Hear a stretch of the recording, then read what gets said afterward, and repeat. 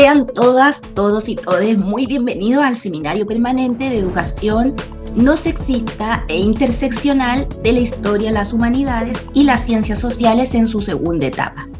Segundo año que busca generar espacios de reflexión, diálogo, participación y análisis interdisciplinarios a nivel de instituciones nacionales e internacionales, con miras a responder a las demandas institucionales de nuestra universidad como formadora de docentes para nuestro país.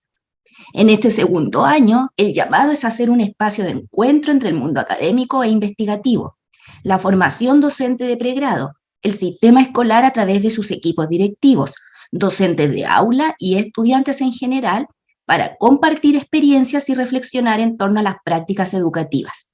Buscamos seguir aportando, proponiendo una pedagogía crítica con enfoque de género interseccional, visibilizando, por ejemplo, el sexismo en el currículum, el sexismo presente en la cultura escolar, e incentivando entre las y los participantes del seminario la generación de propuestas o acciones concretas para su erradicación y aportar a las necesarias transformaciones que debe tener la sociedad del siglo XXI. A partir de la experiencia del año 2021, establecimos un vínculo con el equipo parte de la Unidad de Género de la Universidad de Chile, a través de la invitación a ser colaboradores del proyecto INES Género, Capacidades y Competencias para la Equidad de Género en Investigación, Creación e Innovación. En este proyecto, el rol de nosotros como UNCE será la colaboración a través de este seminario y el vínculo permanente que podamos generar con los espacios educativos, considerando que ahí es donde vemos el cambio y por eso creemos firmemente en el poder transformador de la educación, como dice hoy en día el lema de nuestra universidad pedagógica. Por temas de organización y buen desarrollo de la jornada, los micrófonos están desactivados, por lo que las preguntas los invitamos a realizarlas a través del chat, igual que sus comentarios, mientras se realiza la jornada. A continuación, dejo a Isidora, que nos va a hablar de las redes sociales y también de las actividades que tenemos durante este día. Buenas tardes a todos. Les invitamos a seguirnos en nuestro Instagram. Nos llamamos Educación No Sexista. Estos son nuestros canales oficiales. También les queremos mencionar que el día de hoy vamos a tener una encuesta en la cual vamos a sortear el libro La Potencia Feminista.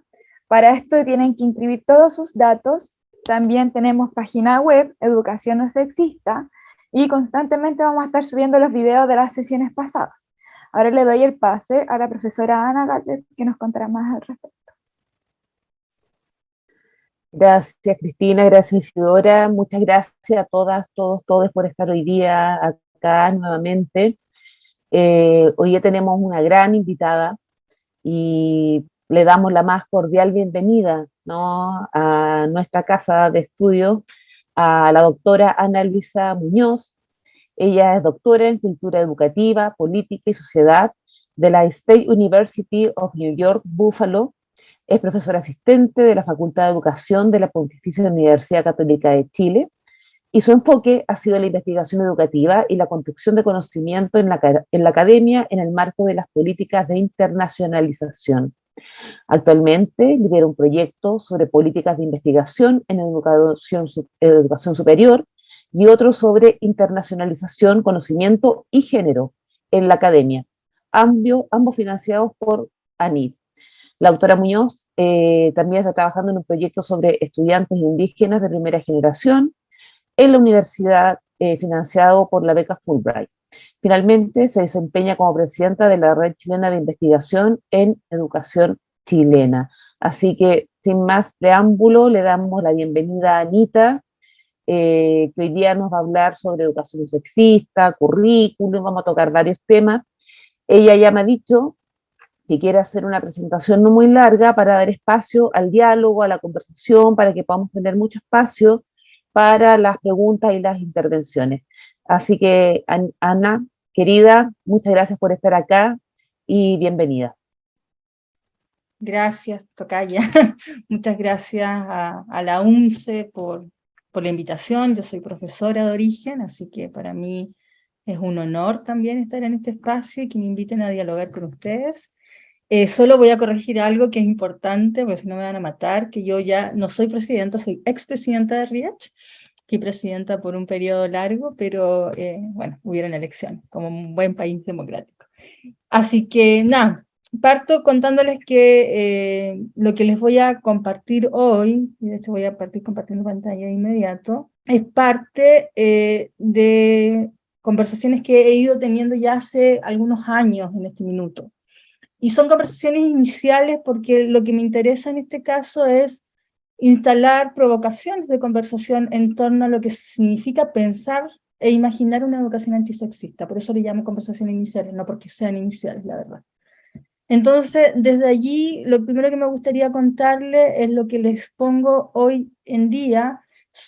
Es una presentación que está fundamentada principalmente, aunque igual de pronto pimponeo con otras conversaciones de otros capítulos en relación a feminismo, uno que se llama Creando Políticas Feministas en Educación, que es un capítulo del libro que fue publicado por la Biblioteca del Congreso, y lo que se nos pidió ahí cómo articulamos desde la política nacional una educación antisexista. Yo hablo más de antisexismo, no sexismo. Y por otro lado, otro capítulo que emerge como una respuesta, ya les voy a contar un poco la historia, que se llama Teorización Feminista para la Construcción del Conocimiento en Chile. Lo que fuimos haciendo ahí, ambos junto a Andrea Lira, que es una colega de la Universidad de Magallanes, lo que fuimos haciendo es ir pensando qué significa pensar el conocimiento desde el feminismo en un momento en que se requería diálogo durante el movimiento feminista. Estos dos capítulos, si bien fue publicado en el 2019 al 2020, emergen con fuerza el 2018, y se fueron co-construyendo en la conversa que también el país iba teniendo. Entonces, si ustedes lo leen, se van a dar cuenta que en realidad son capítulos que son, yo le digo capítulos respuesta, que son demandas necesarias para dialogar en educación específicamente, que es el área donde yo me muevo. Como bien dijo Ana, yo vengo de la Facultad de Educación y como también les decía, soy profesora de Historia, originalmente, de la Universidad de la Frontera.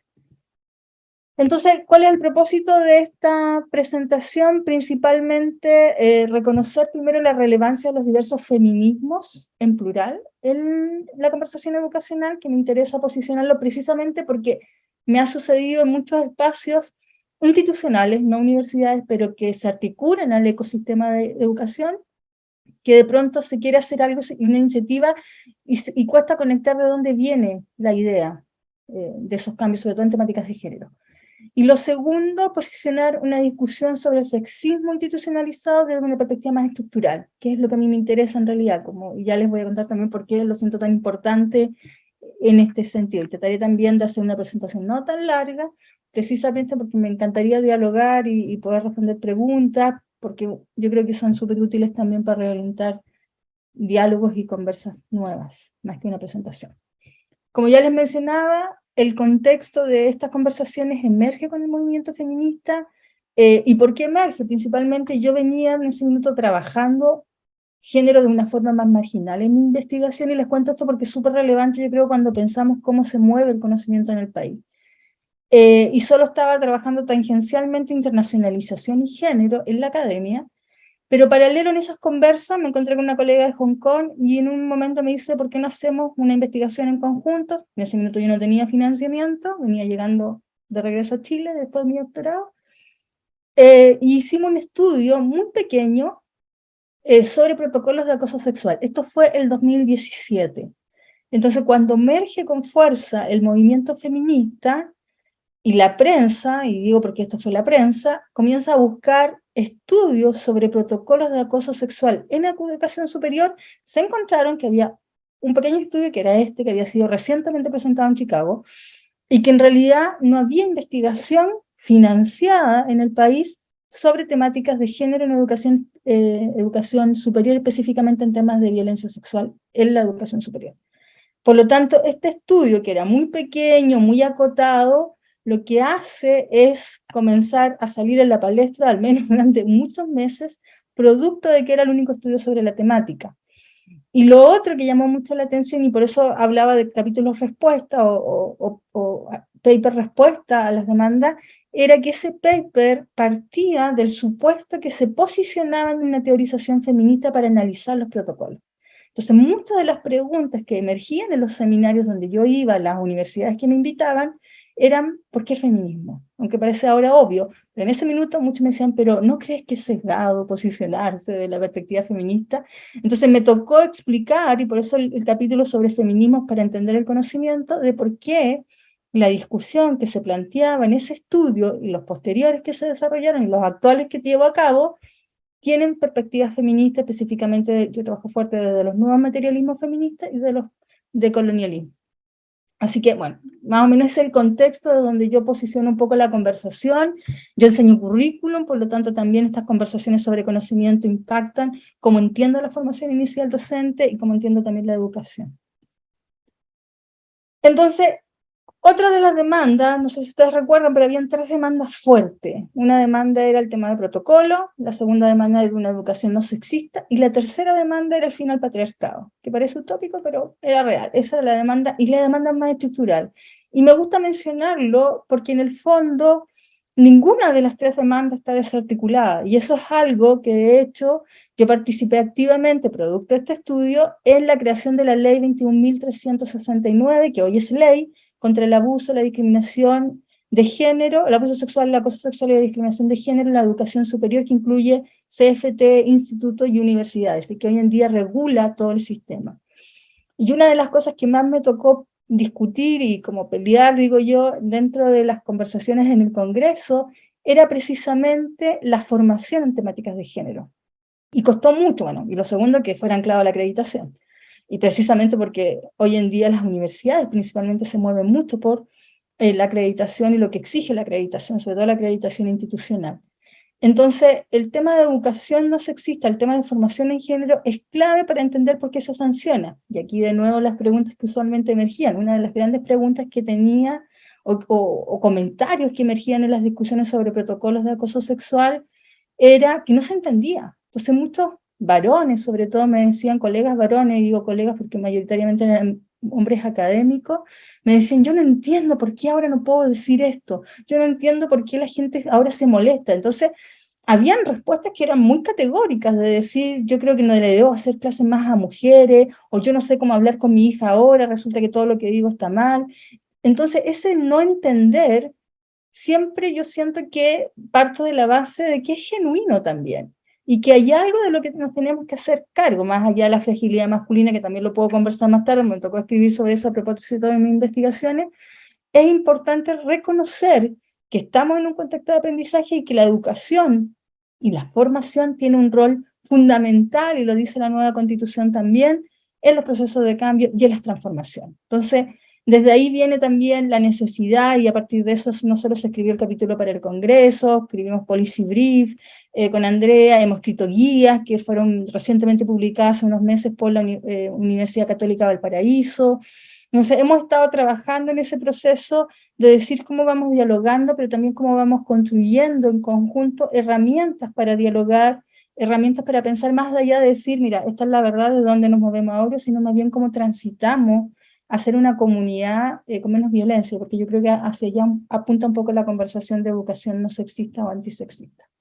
Entonces, una pregunta inicial que en realidad yo la cogí, la adapté un poco, y sí, esto lo he contado en otras oportunidades.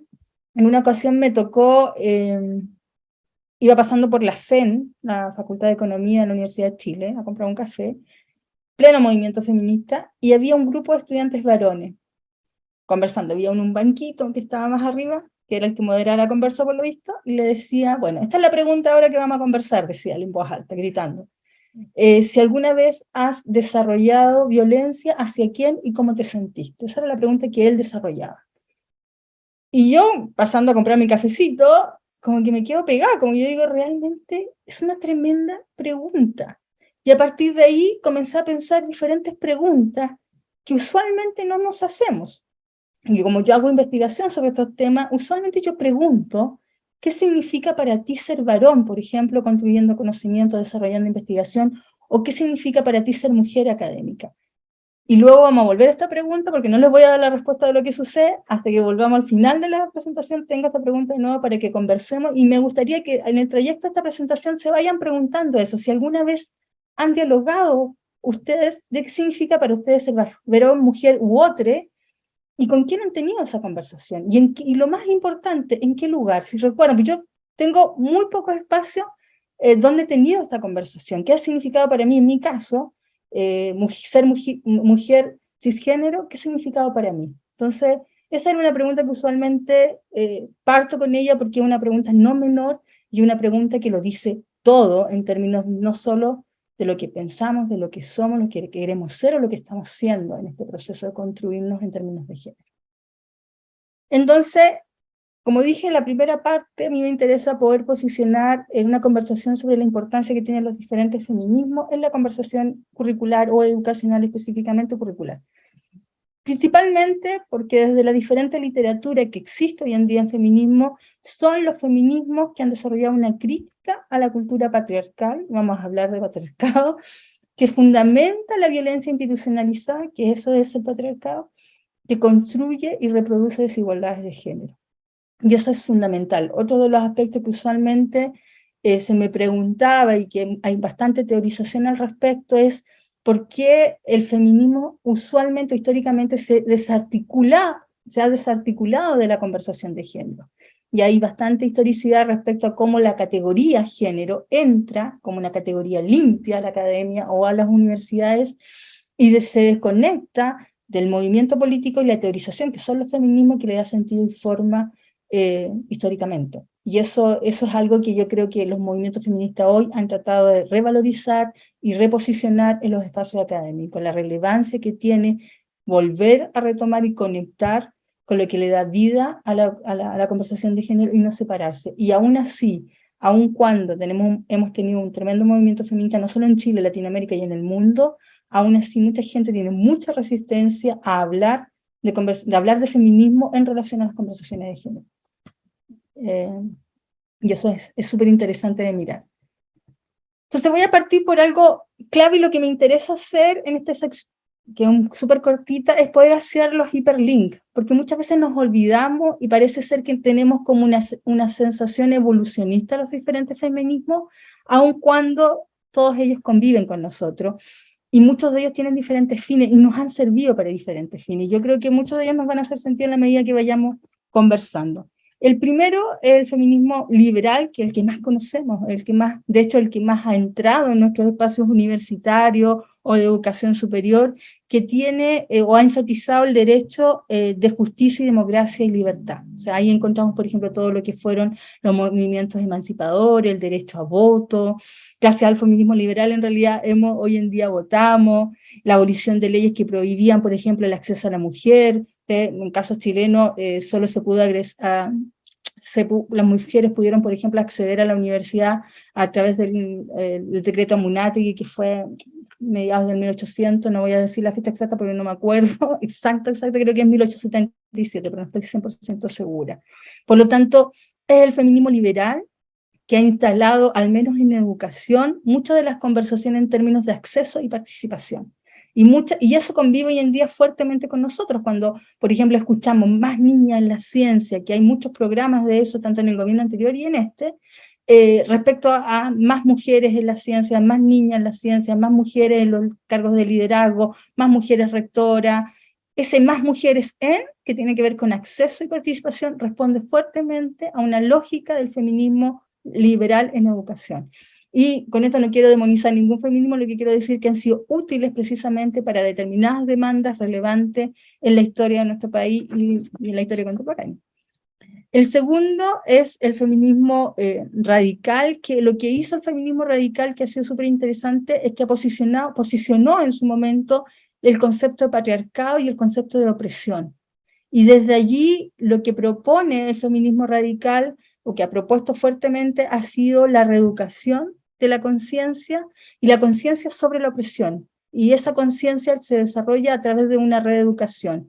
Por lo tanto, cualquier cambio social y cultural, dice el feminismo radical, que queremos en la educación, parte por este proceso de reeducación, y de aquí viene, de hecho, aquí tienen los primeros como atisbos, las bases de lo que es la educación antisexista. En una ocasión, alguien de una institución, que no universitaria, pero sí del sistema educacional, bien importante, me llamó a una reunión. Entonces él decía, bueno, yo quiero en realidad que trabajemos la educación no sexista o antisexista, y me contaba. Entonces, de repente se le ocurre a este varón preguntar en la mesa, y dice, yo no sé de dónde salió esto, ¿tú sabes, Annalisa? Yo le digo, bueno, le explico, viene del feminismo radical, y mira a sus colegas que eran mujeres y le dice, yo creo que no debemos hablar de educación antisexista, pero realmente cuando solo mencioné la palabra radical y feminismo radical, de inmediato lo quiso eliminar. No sabía, entonces él quería promover una educación antisexista, sin embargo, cuando vio el link de dónde viene, no le gustó mucho. Entonces, lo menciono porque en realidad a veces hablamos determinados lenguajes sin reconocer de dónde se han movido, cuáles son los movimientos feministas que han posicionado ese lenguaje tanto dentro como fuera de las universidades. El tercer feminismo más usado y más común ha sido el marxista y socialista, y sorry que los junte, yo sé que no necesariamente van juntos, pero un poco por temas de tiempo, y desde allí se ha cuestionado la idea también, expande la idea de patriarcado, y se han cuestionado las relaciones de producción desde el mercado laboral, principalmente esta idea de pensar, por ejemplo, la mujer como en la reproducción de la familia y el hombre en la reproducción del capital. Y desde allí, en la educación, el feminismo marxista y el socialista han instalado fuertemente la discusión sobre clase y género, que en el caso chileno, este es un tema no menor. O sea, si hay un tema relevante que yo he observado en diferentes estudios, que no son los que he hecho yo a todo esto, que han hecho otras instituciones, el tema clase es temazo. Y el tema intersección, clase-género, ya vamos a hablar de interseccionalidad, es súper, súper potente. Siguiendo el feminismo negro, lo que ha hecho el feminismo negro es denaturalizar esta idea de mujeres como categoría homogénea y agrega la discusión principalmente sobre sexo, color y clase. Y lo que habla es, desde las mujeres negras principalmente que han promovido el feminismo negro, es la opresión que se han vivido muchas mujeres negras desde los feminismos blancos, desde las mujeres blancas, y ponen al centro y cuestionan principalmente la idea de sororidad, en términos de pensar un feminismo homogéneo. De hecho, yo creo que si hay un quiebre en los feminismos, el quiebre más fuerte que se ha vivido a nivel internacional, a nivel chileno es otra la historia, ha sido la irrupción del feminismo negro en el cuestionamiento de los feminismos blancos y su miopía respecto a la raza. Y desde allí, en educación específicamente, los estudios más fuertes han sido sobre racismo y sexismo, la patologización de las familias negras o familias afrodescendientes, y también cómo se va construyendo la feminidad y la masculinidad en relación a la raza. Hay estudios súper, súper interesantes desde ahí. El feminismo que menos se ha tomado en cuenta, pero yo lo encuentro clave, y que hoy en día yo creo que sí tiene su espacio dentro de las conversaciones no tradicionales o no institucionales, diría, pero sí de las conversaciones informales del feminismo lesbiano, quien instaló principalmente la idea fuerte, yo siento que la posición allí de lo personal como político primero, pero además el cuestionamiento de la heteronorma y la estructura de la familia. Y hoy en día yo creo que se ha entrado en la discusión más informal, ha sido a través del cuestionamiento del amor romántico. Yo creo que si uno quisiera buscar realmente herramientas para cuestionar y para mirar esta idea y nociones de amor romántico, ahí tenemos, yo creo, la literatura más interesante sobre esos temas. Un feminismo que ha sido base y que actualmente ha tenido fuerte llegada, al menos en Chile, ha tenido harto énfasis, ha sido los feminismos postmodernos y postestructurales, y lo que han hecho estos feminismos principalmente cuestionar las formas más esencializadas de lo que significa ser mujer o ser hombre. Desde este feminismo se rechazan los dualismos y los binarismos, y principalmente se avanza hacia conversaciones, principalmente del postmodernismo, conversaciones sobre pluralidad y diversidad que también hoy en día son cuestionados por otros feminismos. Entonces, desde allí los análisis, por ejemplo, en educación, hay mucho análisis de cuentos infantiles sobre cómo se reproduce la idea de qué significa ser mujer o qué significa ser hombre, desconociendo otras posibilidades de ser en términos, de construirse en términos de sexo y género, y también analizando discursos normalizadores de cómo debe ser mujer. Esta idea de siéntate, yo el otro día, en uno de estos capítulos analizamos con Andrea todo lo que es la estructura de los uniformes, como la historicidad de los uniformes escolares, y de qué manera esos uniformes han sido normalizadores de las corporalidades tanto femeninas como masculinas. Y de una u otra forma, esa discusión, por ejemplo, la encontramos muy fuerte en el feminismo postestructural.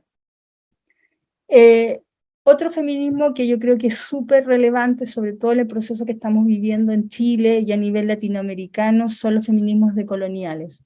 Y desde allí sigue la línea y se articula fuertemente con la propuesta de los feminismos negros o feminismos afrodescendientes e indígenas, y lo que se cuestiona es la norma del blanco colonial y de qué manera, a partir de esa colonialidad en términos de relaciones, se establecen jerarquías de género. En educación, la investigación decolonial, sobre todo, por ejemplo, en la Argentina, se han hecho bastantes estudios sobre lo que significan los cuerpos racializados, los cuerpos indígenas en la escolarización, y cómo desde allí se construyen determinadas estructuras de violencia y discriminación en los espacios escolares. Y yo creo que hoy en día, con el proceso constituyente que hemos estado viviendo, yo creo que ha sido el feminismo decolonial precisamente el que ha dado herramientas para poder entender la forma como ha operado el racismo, sobre todo con determinadas personas dentro de la constituyente, que han propuesto discursos súper contrahegemónicos respecto a cómo entendemos quiénes debemos tener la palabra, sobre todo en un espacio público. Y por último, uno de los feminismos que yo he estado utilizando fuertemente, producto que trabajo conocimiento, han sido los feminismos de los nuevos materialismos feministas, y lo que allí se plantea es principalmente poder analizar la relación de las corporalidades humanas y no humanas. Yo creo que hoy en día, sobre todo cuando estamos pensando en una constituyente que reconoce en el artículo 131 a los animales como sintientes, y de hecho el artículo 31.2 promueve la empatía en la educación hacia los animales, este feminismo es clave para poder entender cómo se va a desarrollar, por ejemplo, esa empatía en términos de género, de qué manera nosotros nos relacionamos con aquello que no es humano, cómo nos relacionamos con la naturaleza. Sobre todo a propósito del calentamiento global, son los nuevos feminismos materialistas que aportan, y también el decolonial, que aportan herramientas interesantes para poder dialogar sobre género y otros temas. Desde ahí, lo que me interesa promover es que los diferentes feminismos, ¿no? Incluso pueden haber otros, por ejemplo, el feminismo humanista, que no lo abordo acá. Los diferentes feminismos se transforman en lentes para poder mirar el sexismo en la educación. Y lo primero, y allí me tomo mucho el trabajo de Sarah Ahmed, lo primero que nos podemos como tomar de estas perspectivas teóricas es poder identificar el sexismo como un problema que es ya un temazo, o sea, es súper difícil. Hay estudios, por ejemplo, hay estudios y libros al respecto, entonces, que usualmente la persona que plantea una situación de discriminación de género y plantea una problemática de ese tipo, usualmente ella o él o ella es vista como el problema. Y eso hoy en día es clave para poder identificarlo. O sea, cuando, por ejemplo, precisamos el tema de los protocolos, que es uno de los temas que yo estuve estudiando, uno de los temas no era tanto que los estudiantes universitarios, por ejemplo, pudieran reconocer cuando vivían violencia de género y pudieran verbalizarla. El problema usualmente hoy está en que tienen que comunicárselo a un directivo, a un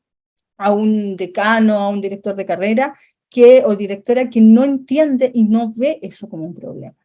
Entonces, para poder reconocer un problema colectivamente en comunidad, necesitamos poder identificarlo como tal y poder hablar en los mismos términos. Y para ello es importante reconocer, y esto es lo más complejo, reconocer las estructuras que sostienen y perpetúan una cultura sexista en los espacios institucionales, como en este caso lo son la educación, pero también sucede en salud, también sucede en justicia y en otros áreas. O sea, el patriarcado es un juez, es un fiel ejemplo de eso, la performance de las tesis. Entonces, poder reconocerlo como una estructura también significa dejar de pensar que la responsabilidad está en la víctima o el victimario de una violencia de género, sino también la responsabilidad existe en las instituciones donde eso se perpetúa y se produce.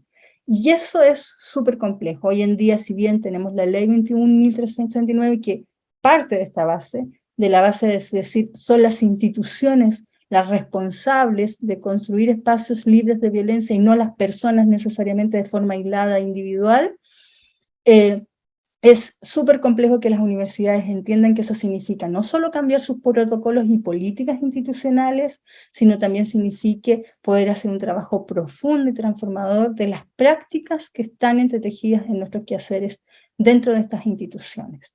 Entonces, para poder comprender el sexismo como un problema estructural, necesitamos entender cómo se institucionaliza, cómo pasa a ser algo que está perpetuado desde la institución, que es lo que se llama patriarcado. Patriarcado es la institucionalización del sexismo como un problema. Y de qué manera ese problema va construyendo realidades y subjetividades y, por supuesto, violencia. Entonces, nombrarlo, dice Sarah Ackman, es un primer paso. Sin embargo, porque en uno de los libros con Andrea decíamos, el sexismo es como una radio que chicharrea y que todos podemos conocer ese chicharreo, pero para muchos cuesta bastante posicionarlo al centro y decir, en realidad esto es un problema y tenemos que solucionarlo. No sé cómo, pero lo vamos a tener que solucionar. Porque cuando alguien hace eso, usualmente pasa a ser lo que Sarah me llama la killjoy, o la agua fiesta, la persona que es la problemática, o el problemático. Entonces, desde ahí nombrarlo es un primer paso que es relevante dentro de los espacios institucionales que pueden ser las escuelas, que pueden ser las universidades, los institutos, espacios en los que nosotros como personas de la educación nos estamos moviendo. Entonces, vuelvo a la pregunta inicial, que es lo que me interesa, es que si alguna vez han dialogado sobre lo que significa varón, mujer o otro, y con quién han tenido esa conversación, en qué lugar. Y vuelvo a esta pregunta por dos razones. Primero, porque eso implica la posicionalidad tanto de privilegio o vulnerabilidad en la que nosotros estamos. Y eso también es súper relevante. En uno de los papers sobre protocolos, que un paper se llama Reacción no es suficiente, sobre protocolos y políticas institucionales para prevenir y sancionar el acoso sexual, una de las cosas que hablamos con mi colega, que es Liz, es precisamente que uno, dentro de los espacios que se mueve, navega diferentes posicionalidades, tanto de privilegio, de vulnerabilidad. Y lo importante no es reconocer dónde soy más vulnerable o más privilegiado, lo importante es saber cómo navego esos espacios y qué decisiones tomo cuando yo estoy en un espacio de privilegio o cuando yo estoy en un espacio de vulnerabilidad. ¿Cuáles son las decisiones que se toman en términos colectivos? Un ejemplo muy coloquial, ¿qué decisiones tomo si yo en el chat de WhatsApp, hay una columna que escribí sobre fragilidad masculina en La Tercera hace un tiempo, sobre un chat de WhatsApp, en los que constantemente había una persona que estaba tirando tallas sexistas, la típica talla de la suegra, la típica talla de la persona gorda? ¿Qué se hace? ¿Qué hago yo en ese momento de privilegio de decir cómo interrumpo? Si estoy en una posición de privilegio, ¿cómo interrumpo el sexismo? ¿O cómo interrumpo la violencia de género? Pero al mismo tiempo, si estoy en una posición de vulnerabilidad, ¿qué necesito para que eso se pueda pensar? Y estudios súper interesantes desde esta conversación sobre personas trans en las universidades.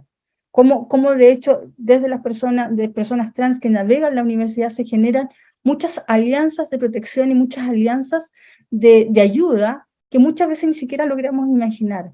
Entonces, poder conversar sobre esta pregunta, que parece muy simple, es clave para entender eso. Cómo yo tengo una posicionalidad, y lo mismo, como mujer en un espacio académico, yo tengo una posicionalidad de privilegio, fuera del espacio académico probablemente no, y siendo la mujer que soy, también navego otras posiciones si miro interseccionalmente, quiénes somos en términos de género, también puedo navegar posicionalidades de vulnerabilidad, sobre todo si pensamos en términos de clase, en términos de etnia, en términos de sexualidad, en términos de capacidad o discapacidad. Y esta pregunta apunta principalmente a eso, ¿cómo somos capaces de poder articular una discusión sobre género, pero también pensándonos primero también nosotros, porque siendo docentes, por ejemplo, no estamos ausentes de ser construidas y construidos o construidas en términos de género. O sea, el cuerpo, la corporalidad de una profesora o un profesor en un aula es altamente visible, altamente visible. O sea, los estudiantes, cuando me ha tocado hacer clases, sobre todo en enseñanza media, saben pueden identificar hasta el perfume que uso, o si cambié o no cambié de zapatos. Y esa lectura que se está haciendo constantemente de quiénes somos no es menor, porque también significa para nosotros de pronto una presión, también significa una performance para la vez en la cual no queremos, no nos fijamos o no queremos fijar, no queremos alcanzar, no queremos situarnos. Y esas conversaciones no son menores, sobre todo en los espacios educacionales. Eso en general, gracias, me encantaría poder, bueno, me pasé un montón en el tiempo, No, muy justo, súper bien, Pero Anita. lo que me interesaba era precisamente poder conversar y poder posicionar de qué manera vamos articulando diferentes feminismos y que hoy en día los diferentes feminismos conviven en conversaciones tanto en la discusión de la política educacional, en las prácticas educacionales que veo, en nuestras propias prácticas y en nuestros propios quehaceres dentro de los espacios educativos, son parte de eso, y poder mirarlo y poder comprenderlo es en realidad una pincelada como poder decir conversamos. Así que muchas, muchas gracias por la invitación. No, Anita, por favor, ya sea a ti, excelente presentación, muy, eh, aclara muchas cosas, ¿no? Desde qué lugar de repente estamos hablando o posicionando estas temáticas, buscando como la genealogía, ¿no? Cuando mencionas feminismo liberal, radical, etcétera. Eh, Invito a las y los y les presentes a dejar sus preguntas en el chat para poder iniciar la conversación con Anita. Pero a mí me surge primero el tema de la reeducación de conciencia. Yo creo que esa temática es fundamental y es algo a lo que aspiramos, ¿no? Quienes estamos trabajando en este seminario de educación no sexista, justamente a reeducar las conciencias de los profesores y profesoras que están ya en el sistema escolar, pero también como la de profesoras y profesores que están en formación, ¿no? Y justamente nos hemos dado cuenta que esa reeducación de conciencia no es tan simple, ¿no? Porque se genera lo que tú decías, esta resistencia. Nombrar feminismo, nombrarse feminista, sobre todo dentro de las instituciones de educación, te pone inmediatamente una etiqueta como de posiblemente conflictiva, ¿no? O que uno tiene sesgo, ¿no? Es una pregunta que a mí me hicieron una vez. Bueno, ¿usted considera que su posicionamiento político feminista no le otorga un sesgo a los contenidos que entrega? La respuesta es no, yo siento que en realidad abre, no abre el espectro. Aparte, es como que si los otros conocimientos no estuvieran sesgados. Entonces me gustaría si nos pudieras hablar un poco más sobre esta reeducación de la conciencia en la educación. ¿Cómo podemos llegar? Y después paso a leer las preguntas que están ahí en el chat. Sí. Sí, yo las estoy mirando también, hay varias interesantes. Gracias, Ana, por la pregunta. Yo creo que es súper, primero, bueno, es súper complejo y una de las cosas que a mí me cuesta son dar recetas, como casi soy anti-recetas. Por lo tanto, no tengo una receta para eso. Lo que sí siento que funciona precisamente por el trabajo que he estado desarrollando, no solo a nivel de docencia, sino también a nivel de espacios feministas otros, que no necesariamente son la docencia en aula, es precisamente mirar la biografía. Yo creo que todas, todos y todes tenemos historias en las cuales nos hemos visto no solo discriminadas, en mi caso, en temas de género, desde una perspectiva interseccional en términos de clase, en términos de etnia. Mi madre es mapuche y siempre fue temazo. Yo crecí en el Gualmapu, soy de Traiguén. Entonces, yo creo que mirar primero nuestra biografía, para mí siempre es el primer paso para remover conciencia. Porque aun cuando yo sea varón blanco, heterosis, les aseguro que hay una presión de masculinidad hegemónica que llega a ser masculinidad tóxica al final, que también incomoda. O sea, los mandatos de masculinidad en este país son tremendos, desde pagar la cuenta hasta hacerse cargo de determinados aspectos en los cuales a veces nuestros colegas varones o amigos varones se sienten también súper presionados. Entonces, mirar nuestra historicidad en términos de género, preguntarnos cómo nos hemos vivido, cómo se nos ha exigido poder lograr ciertos mandatos, en mi caso, mandatos de heterosexualidad súper incómodos, mandatos de maternidad súper incómodos, y cómo me he tenido que negociar en mi historia respecto a eso, es clave para renovar conciencia. Yo no sería la Ana Luisa, académica, feminista que habla de género, si no fuera por esa biografía y esa historicidad en mi biografía respecto a los mandatos los que me he tenido que ver presionada en términos de género e interseccionalmente con otras categorías. Y yo no hablo de categorías de identidad o categorías de diferenciación a propósito de la interseccionalidad en términos de raza, en términos de etnia, en términos de clase, en términos de sexualidad. Entonces, desde ahí, claramente, esa biografía no se interpela todo el rato. Y el tema es cómo, cuando uno piensa avanzar no digo remover conciencia, pero sí en términos de concientizarse significa poder escuchar esa interpelación. Y esa interpelación es propia, y ese para mí es un primer paso. El segundo paso, y algo que hemos conversado mucho con Andrea Lira, a propósito de que siempre nos dicen, ¿qué hacemos? Es como muy común, es la idea del diálogo colectivo. Si hoy en día este país está invitado a dialogar, no hemos hecho más que dialogar desde el estallido social, y de antes que venimos dialogando. Por lo tanto, todo lo que hemos aprendido desde los cabildos, Bachelet época, en adelante ha sido lo importante que tiene dialogar, conversar, incluso la constituyente, yo estaba con la idea de hacer tertulia constituyente precisamente para juntarse a tomar el té o juntarse a tomar un vino y conversar y dialogar, porque salir de la lógica que venga la experta, el experto y me explique las cosas, porque nosotros como seres humanos que somos, tenemos muy clara la película en muchas cosas, y a veces dialogando tenemos todas las respuestas. Yo no necesito un abogado para que me explique la constituyente. Yo sola me doy cuenta cuando veo la jubilación de mis padres, yo sola me doy cuenta cuando veo lo que pasa en el campo. O sea, el otro día le conversaba, hay un caballero que lleva los huevitos a casa de mi madre, y algo muy natural, yo estaba tomando desayuno, llega el caballero con los huevitos, y mi mamá corre con 2 bidones de 20 litros cada uno, una persona muy mayor, y vuelve con los 2 bidones con agua, y yo la miro. Y yo digo, pero algo dinámica, así como que nadie le preguntó nada, le pasó los huevos, no le dijo nada, sino simplemente pasa los huevos, pasa los bidones, vuelve. Y cuando se va el caballero, le digo, mamá, ¿qué pasó acá? Me dice, no, es que él no tiene agua. En el campo no hay agua. Y yo pensaba, dice, tiene pollo, no tiene agua. Y una dinámica tan naturalizada en este minuto, como él viene, me deja los huevos, pero al mismo tiempo tiene que llevar agua. Y ni siquiera hubo palabra, solamente acciones, pasa el bidón, el bidón.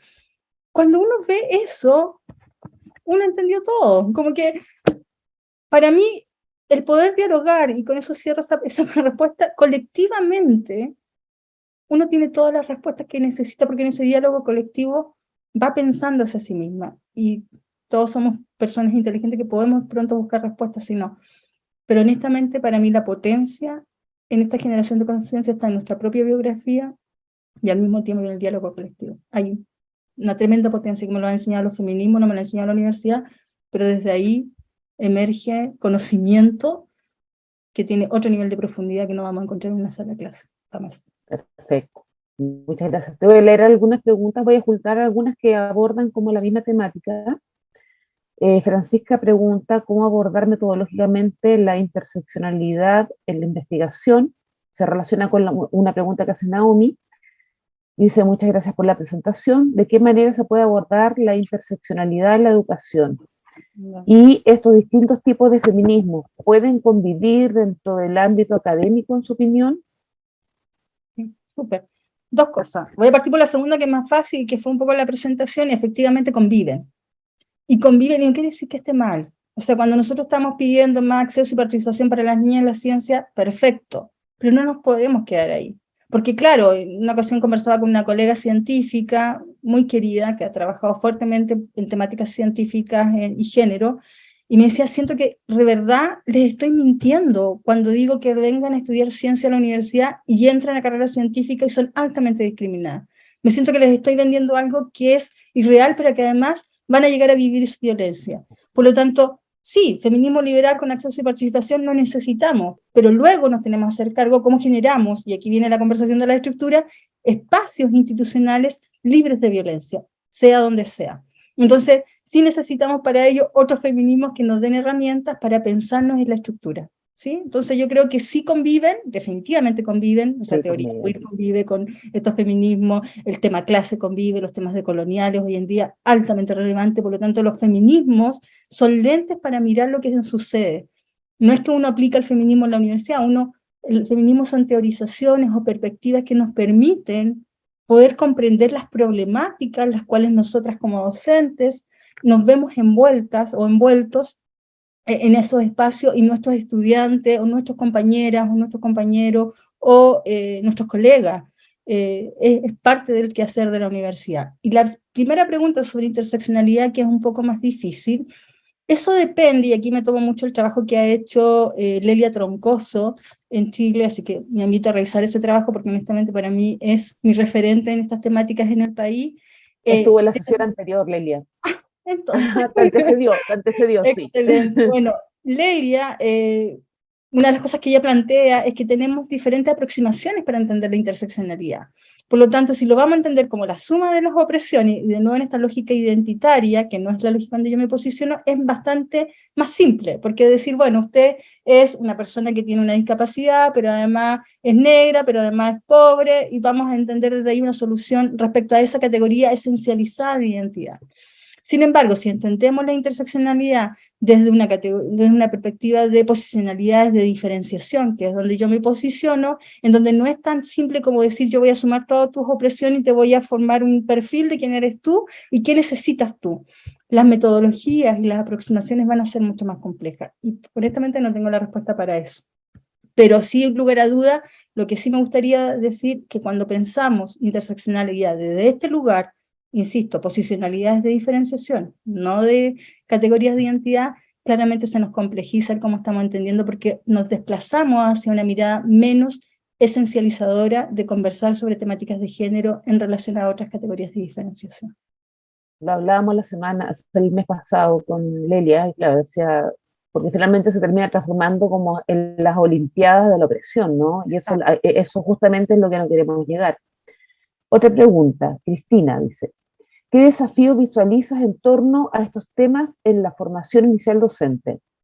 ¿Cómo abordar estas temáticas y contribuir en la formación de las futuras generaciones de docentes?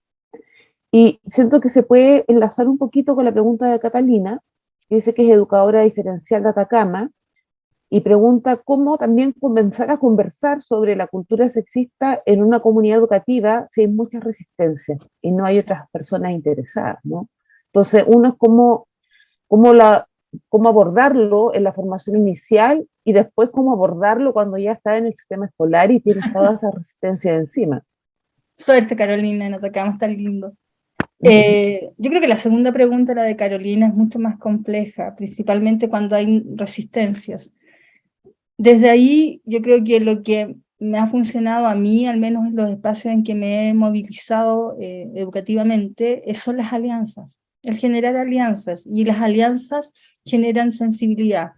Y partir por ahí, yo creo que uno no se puede tirar el mundo encima, y yo creo que una de las cosas que yo he aprendido gracias a los feminismos varios, es precisamente a seleccionar mi batalla, seleccionar aquello que realmente puedo defender y aquello que realmente digo, la verdad es que no tengo la energía para poder dar la pelea, y por lo tanto busco otras formas de poder avanzar en espacios libres de violencia de género.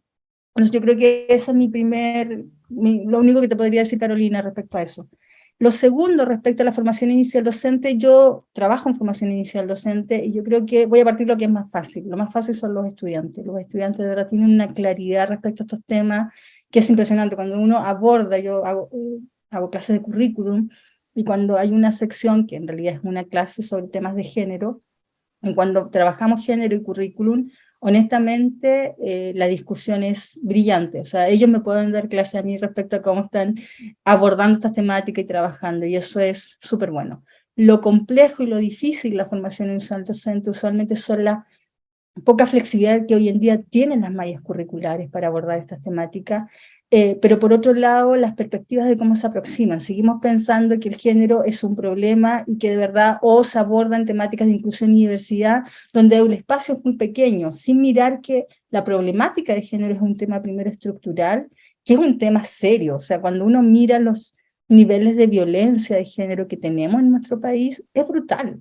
Entonces, cuando uno dimensiona eso, dice, ¿por qué no hay mayor intervención? Yo tengo la esperanza que con la nueva ley 21.369, donde una de las peleas que dimos en el Congreso fue la exigencia de formación triestamental de género en todas las instituciones de educación superior, y ese plazo se cumplió hace un mes, yo tengo la esperanza que haya un avance sustancial. Y una de las cosas que se me preguntó muchas veces, ¿por qué tan anclado como con el garrote ahí de la acreditación? Pero honestamente las voluntades políticas en este país, en temáticas de género, ha costado mucho que avance, y es lamentable. Pero con esta nueva ley yo creo que se va a avanzar, y no es solo para educación, va a ser para todos los espacios o sea, para toda la comunidad educativa en los espacios del sistema, del ecosistema de educación superior. ¿Cómo va a avanzar? Si estamos en conversaciones con la superintendencia, en la que está a cargo el reglamento. Sin embargo, no hay pie atrás, es una nueva ley. Yo creo que además con la nueva constituyente tenemos un impulso súper potente también para avanzar en esta temática y que finalmente nos hace bien a todas y todos y todas para vivir mejor. Y yo creo que genera espacios más armónicos, más sanos, porque honestamente... Sí, de convivencia mucho más sana. Andrés dice respecto a la pregunta hecha al principio y al comienzo de la charla, ¿no? De que quiénes somos, o alguna vez te has preguntado quién eres con respecto a ser hombre o mujer, él dice, cuando se hace memoria y se recoge lo que se sentía en la infancia de no ser hombre, en mi caso personal, pero por miedo y la creatividad del castigo, se asume ese rol. No obstante, cuando se asume este tránsito, pensar en ser hombre es lo que personalmente nos despreciamos, no por odio a los hombres, sino por la profunda ideología patriarcal que para mí es objetiva. El género masculino, el hombre es quien tiene el privilegio. Y después, Andrés, voy a retomar lo que dice. Dice, y una pregunta que siempre aparece en las categorías como grupos históricamente discriminados o grupos de especial protección, ¿dónde se encuentran las divisiones sexogenéricas en el aula? ¿Cuál es el uso real más allá de una categoría? Después vuelvo a la pregunta de Isidora. me perdí la pregunta De Andrés. Yo también me perdí un poquito de la pregunta de Andrés. ¿Puedo? Sí, dígalo. Sí. Dale, Andrés. Sí. Para la pregunta era acerca de que aparecen estas categorías que son los grupos históricamente discriminados o grupos de especial protección. Entonces la pregunta es, ¿qué uso se le puede dar aquí? ¿Cuál es el uso real que puede tener esas categorías en el aula de clases? Eso es como la pregunta. Porque aparecen como que aparecen como categorías de definición, pero si uno planifica con eso, ¿cómo las utilizo? ¿Realmente son útiles o son simplemente categorías para colocar en este caso a mujeres, etnias, disidencias sexuales, diversidades sexuales? Me cuesta un poco entender, Andrés, tu pregunta. Sin embargo, voy a partir primero por lo que mencionabas respecto al hombre que tiene privilegio. Algo que los feminismos negros, por ejemplo, han posicionado fuertemente y que es súper interesante mirarlo, es que no todo hombre tiene privilegio. El hombre que tiene privilegio es aquel que se acomoda o se alinea a una masculinidad hegemónica. Un hombre que no es heterosis o un hombre que no responde a esa masculinidad, incluso un hombre homosexual, pero que si responde a una masculinidad hegemónica tiene privilegios, si no es imposible.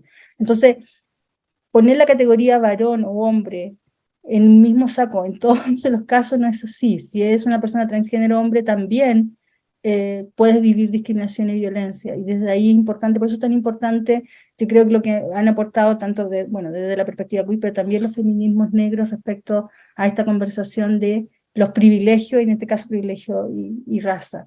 Y lo segundo, sobre las categorías, honestamente yo creo que a nivel de aula, cuando uno piensa cómo se genera un espacio seguro, un espacio libre de violencia, o cómo se construye un espacio donde todos nos estamos invitados a aprender, que es lo que debiera suceder en un aula, las categorías se esfuman si solamente las uso verbalmente. A mí lo que me pasa usualmente en temas de políticas institucionales, ya sea a través de los PI, los proyectos educativos institucionales o protocolos varios que se están construyendo, se han estado construyendo, y me preguntan, para mí, y lo que día lo decía en una presentación con la subsecretaria de Ciencia, yo decía, para mí son letras, son hielo que se derrite en el desierto, lo puse de esa forma, si no van acompañados con práctica. Entonces, más allá de qué categoría estoy usando, si realmente en mi verbalización o en mi forma de hablar lo hago a través de una categoría relevante, sin embargo en mi práctica continúo desarrollando formas discriminatorias dentro de los espacios educativos,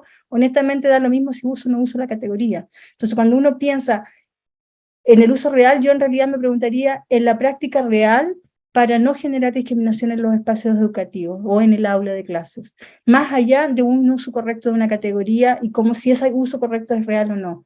es más que es la práctica en términos de cómo yo entiendo que, no, que mis estudiantes primero son diversos y diferentes, pero por otro lado que no hay ningún derecho, no tengo ningún derecho como docente de discriminar a nadie, sea por la razón que sea. Yo creo que para mí eso es más relevante incluso que un uso de categoría. No sé si con eso contesta tu pregunta, porque me costó un poquito como agarrarla, pero podemos tener otra conversación más adelante.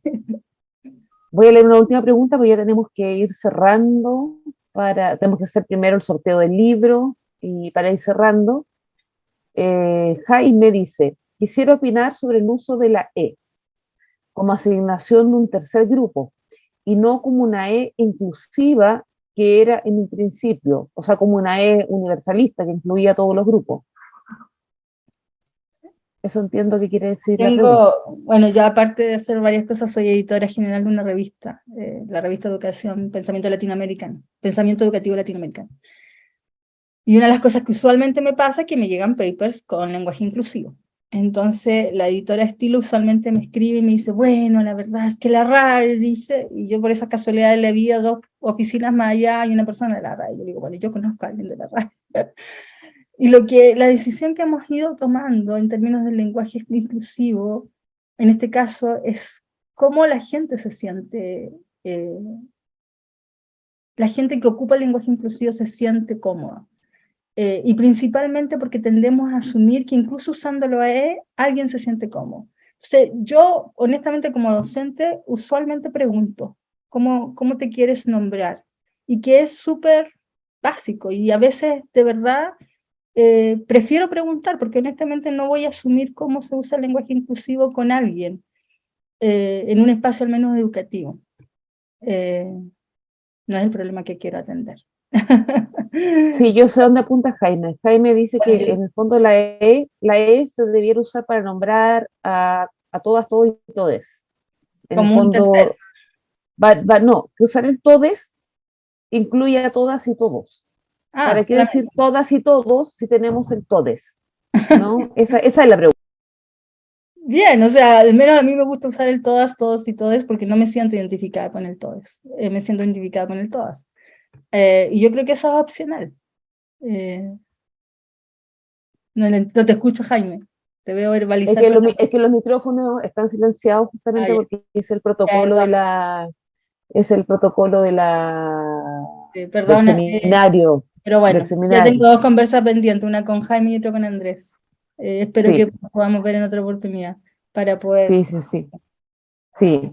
Jaime. Bueno, Jaime, ahí le dejamos el contacto de Anita, Andrés también, ¿no? Para que puedan seguir la conversación. No, y tengo contacto fuerte con la UNCE a través de Cristina y de Tiana, así que voy a estar visitándolos de vez en cuando, y cuando necesiten conversación y podamos conversar, para mí feliz de poder verles y conversar. Muchas gracias, Anita. Gracias. Ahora pasamos al momento del sorteo del libro. Isidora está por ahí. Sí, bueno, el día de hoy, como mencionamos al inicio del seminario, vamos a sortear este libro de Verónica Gago, La potencia feminista, un libro súper bueno y súper nuevo para ahí todos los escritores, todos los participantes y todos quienes quieran investigar sobre lo que es el feminismo, un poco de la disidencia, ver cómo la abordamos día a día. Y el profesor Jorge Jo ahora va a estar viendo el sorteo. Tienen unos minutitos, aprovechen ahora de poder completar el formulario que le hemos bajado en el comentario, lo podemos volver a pegar para que lo hagan. Dame unos minutitos. Sí, vamos a dar un minuto para que puedan responder la encuesta, y quizás hacemos una excepción y le voy a pedir a Iván si le puede abrir el micrófono a Jaime Galgani para que pueda plantear bien su diálogo con Anita. Por mientras, les podemos mencionar de que la persona que salga ganadora tiene que ir a el costado, está la entrada del PEDA, y por el costado la oficina se llama Partes, si no me equivoco. Oficina de Partes. Los libros quedan en la oficina de Partes en un sobre a nombre de la persona que gana. Sí, y por favor, una semana, no más, porque si no se van a perder y es triste que se pierda semejante ayuda, herramientas, sobre todo para profesores en formación y docentes. Mientras responde la encuesta, entonces, Jaime, ¿puede hacer la pregunta? Sí, mira, yo esta pregunta la quiero hacer desde el punto de vista, primero como lingüista o profesor de literatura lingüística, y tercero como persona homosexual. Es decir, yo viví hasta los 40 años en la violencia del closet, ¿ya? Entonces, es decir, en la violencia del silencio. Hasta que finalmente di un paso, conocí una pareja, me uní con esa pareja, que llevamos 21 años juntos y tenemos unión civil y todo. Pero yo siempre tuve la preocupación en términos, cuando todavía no existía la E, siempre tenía la preocupación de decir, de alternar, ¿ya? Femenino y masculino, masculino y femenino en mi discurso, ¿ya? Porque decía, ¿por qué vamos a decir siempre los niños y las niñas, los profesores y las profesoras? Siempre poner, al final seguía siendo una segunda discriminación, seguíamos poniendo lo femenino en segundo lugar, que simbólicamente es agresivo también. Es decir, como que no supera el ya. Y después aparece la E, dije, esta es una solución, porque ahí estamos todos incluidos, ¿ya? Pero luego empezó a usarse el todos, todas, todes, con esa jerarquía simbólica que en el orden del lenguaje aparece en primer lugar los varones, en primer lugar las mujeres hetero, y en tercer lugar un resto donde entra toda mezcla, digamos. Entonces, yo digo, tengo que salir de la violencia del silencio para terminar en la violencia de un tercer grupo, por así decirlo, porque cuando me hablan, digamos, cuando dicen otros, yo me tengo que sentir identificado con el otros, este tercero, ¿no es cierto?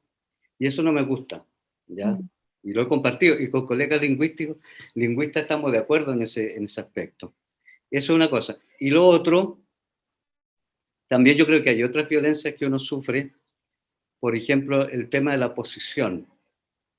Supongamos, yo en determinado momento he tenido posiciones de responsabilidad, todo eso. Por ejemplo, ahora soy decano. Entonces, el hecho de tener esa posición te asigna también un género, la imagen de un género, específicamente la imagen del género masculino. Entonces, tú no puedes tampoco con mucha libertad expresar lo que eres en tu familia, en tu vida, digamos, cotidiana y todo eso. Porque parece que la posición te asigna eso, o sea, si uno tiene que hacer un esfuerzo para aclarar que no supongan lo que no es suponible, digamos. Sí. Esa era mi opinión. Y gracias, Anita, por esa percepción. No, gracias, Jaime, por la conversa. Una de las cosas que me encanta de lo que planteabas es, y ponerlo en esos términos, nunca lo había escuchado así, la violencia del closet, como entenderlo como un lugar que es violento, y te entiendo perfectamente. Y lo segundo, respecto a la E, honestamente hay una jerarquía, como lo hay entre el O y el A y el E. No tengo una respuesta como solución, yo sí lo uso alternamente, a veces digo A, E, O, y en los emails igual, así como que voy turnando precisamente para no establecer esa jerarquía cuando lo converso.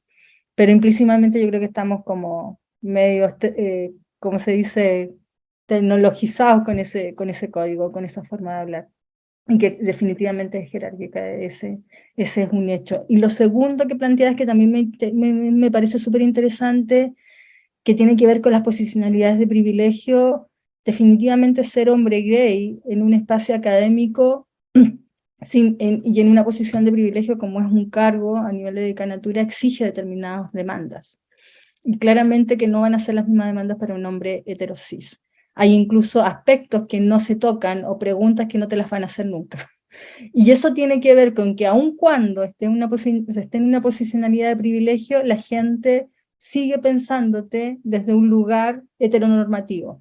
Y eso es parte de los espacios que navegamos espacios tremendamente heteronormativos y elitistas. En el caso de las universidades igual son pensados aún como un espacio de élite. aun cuando no lo sean, pero siguen siendo pensados así, al menos donde yo trabajo y los que me movía, no solo pensando en la Universidad Católica. Así que nada, gracias, muchas gracias por el comentario, porque claramente me hace pensar y espero más conversas a futuro respecto a eso. Es lo que tú señalás, la institucionalidad del patriarcado, cómo se institucionaliza el patriarcado, ¿no? Y cómo esa misma institucionalización nos pone en un lugar de deber ser, aunque no queramos estar en ese lugar y no queramos ese deber ser. Está muy interesante la conversación, la verdad es que podríamos seguir, yo creo que hasta muy tarde, pero tenemos que terminar. Ahora doy paso al profesor Jorge Jo para que haga el sorteo del libro, así que lo dejo, profesor Jo. Gracias, Anita. Bueno, agradecer a todas, todos y todas quienes han participado y se han inscrito en la encuesta. Lo que voy a hacer ahora es compartir nuestra pantalla tradicional de sorteo a través de la página Sorteados. Se han inscrito o han respondido lo que es la encuesta 21 personas. Yo no sé si la pueden ver.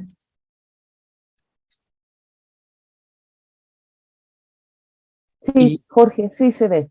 ¿Sí? ¿Ni un problema? Ok. Sí, se ve. Entonces, bueno, número de premios, un libro. Ahí Isidora nos dijo dónde tienen que pasar a retirarlos. Y Isidora Zúñiga ganó. Que se, No Isidora, puede ser. exactamente. Entonces, ¿los hacemos de nuevo o no hay ningún problema? Isidora ganó. No, hagámoslo de nuevo para que no se sospeche que aquí hay Hay cohecho, timo. ¿no? Sí, Claro. retírenlo de nuevo. Lo voy a hacer de nuevo entonces. Ay, otra vez, perdón. Francisca Veroiza. ¿Sí? Francisca Veroiza, ganadora del libro. La vamos a anotar acá. Francisca, ¿estás? Sí, ahí está poniendo su Veroiza. Entonces, retirar, se lo voy a escribir aquí en oficina de partes de la UNCE. Francisca, ¿eres de la UNCE?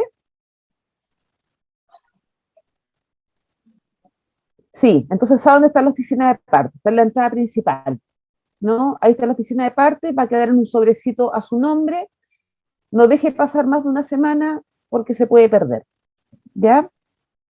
Así que eso, muchas gracias, Anita, muchas gracias a todas, todos, todes, ¿no? Decano, todes, todas y todos los que participaron Anita. en esta sesión. ¿Sí?